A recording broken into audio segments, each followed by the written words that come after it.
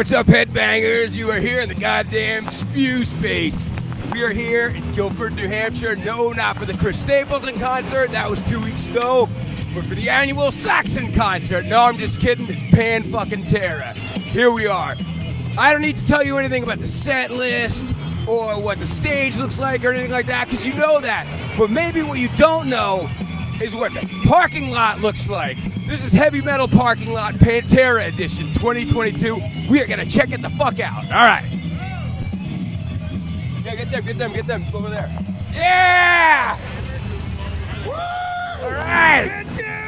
Hey, nice Pride shirt, Fedor. So you got some fans. You got some different scene now than it was maybe 20, 25 years ago, but whatever, man. We're gonna check it out. Some metalheads to the left over here. Domination. All right. Yo, who's number one in heavy metal? You guys excited tonight? Yeah, dude, absolutely. Fucking A. Headbangers, brothers and sisters of heavy metal, what is up, my friends? Alright, for me and for many, many others, September 8th, the last bunch of months since last December, and forthcoming dates are, was one of the most anticipated and longed for events in the live heavy music world. The 2022-2023, maybe beyond version of Pantera. Strap in for my thoughts. Let me just tell you, I had such high hopes and plans to bring you something that I think would have been maybe the only manifestation connected to this tour yet. Footage. A whole video inspired by a short documentary that's had seriously a huge impact on my life, which is 1986's Heavy Metal Parking Lot, but Pantera edition. Very sadly and unfortunately, however, rainy conditions prevented this from happening because with the fucking weather, man, people understandably didn't want to be outside standing around in the rain, tailgating. So other than the brief moments when things were dry, that was it, and that's all I really got. But I truly hope I will have another opportunity to do a fuller version. Someday, I really do. Peace and hails to Heavy Metal Parking Lot's creators, Jeff Krulik and John Hine. If you haven't seen it, it's on YouTube and I'll link it in the description. You will not be disappointed. Alright, now on to my review. Look, I don't need to show you much live footage. You've already seen that mind-blowing stage and you know the set list. You know how Zach's handling Diamond's guitar and Charlie on Vinny's drums and Rex and Phil. But to say that tonight's performance in Gilford, New Hampshire was amazing is truly an understatement. I will say this though. A few months ago, I stopped watching footage from this tour and following the set list and all that just because I wanted the concert to feel as fresh as possible. And I think that was a terrific decision because, I'll put it to you this way.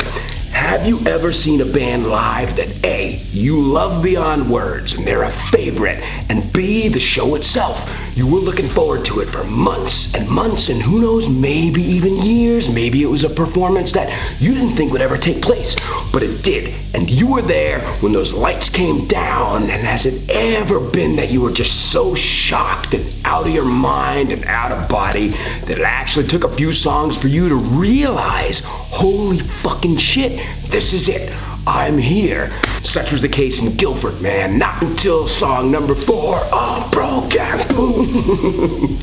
Not until I'm broken did I wake up and suddenly 2 simple words came to mind that could serve as the entirety of the review, and those words were just fucking awesome. That's it. That's what the show was, man. It was fucking awesome. The lights going down, that's when I first lost my shit, just like everybody else, and the Eraserhead intro, and the curtain coming down, and the first sight of the band on stage, and New Level, and fucking A, man.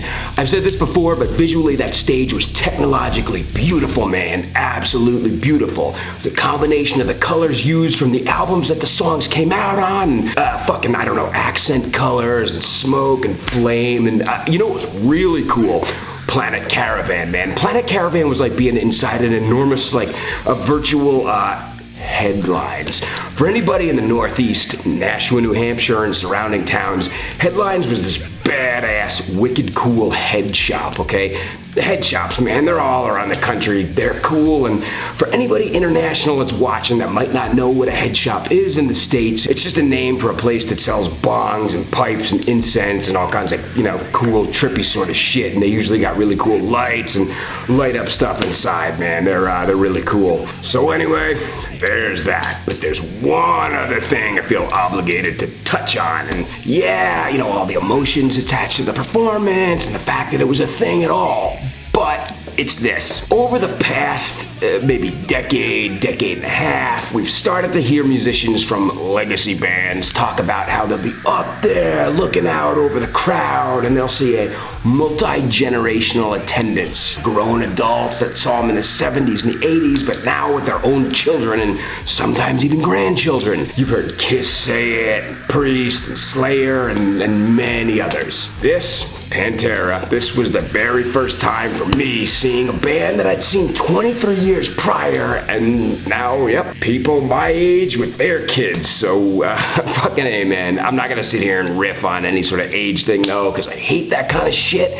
Young till that very last heartbeat, in my opinion. Young at heart is what it is, young at heart. But damn, man, that was a thing, and oh shit, I saw Danzig on Monday in Boston. There's a little bit of that going on there, too. I'll have a review for that show in a few days. But, hey, well, there you go. Those were my thoughts and my take. For a long time, I honestly didn't think there'd be a day when I'd say on camera, here's my review of the recent Pantera concert. Did you go? Do you want to go to any of the upcoming dates? Are you protesting because you hate the idea? I'm not trying to sway anyone's opinion one way or the other. All I'm saying is I thought it was fucking awesome. And I think that if you go, you are going to have a wonderful time, and I hope you do. So, alright, anybody watching, if you liked this video, maybe you'll give it a thumbs up. Or if you just like hearing somebody bullshit about metal, cool, man, hit that fucking subscribe button. We'll see you next time on Concrete Spew. In fact, in a few days, I'll have a review for Danzig at MGM in Boston. 35th anniversary tour of the self-titled. But until then, as Mr. Glenn Danzig says, stay strong, and alright, stay metal, my friends.